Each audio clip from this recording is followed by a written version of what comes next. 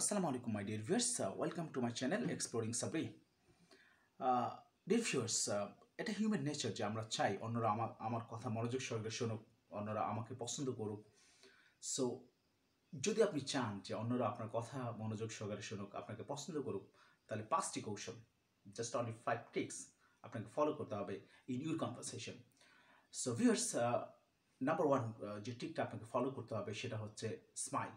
When you meet a person, so try to greet that person with a smile and of course with a positive manner.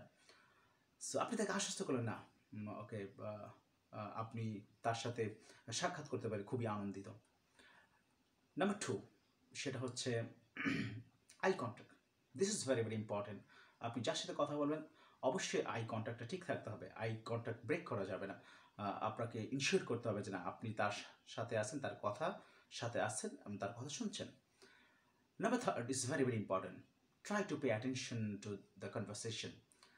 যখন আপনারা কথা বলবেন কার সাথে, তখন অবশ্যই মনোযোগী হতে হবে। যে কথা বলতেছে তার কথা মনোযোগ সহকারে শুনতে হবে, তাকে বুঝতে দিতে হবে যে আপনি তার কথা বুঝতেছেন এবং আপনি তার কথার সাথে আছেন। Number 4, dear viewers, it's very very important for us. আমরা জানি যে আমাদের কিছু ব্যাড হ্যাবিট আছে.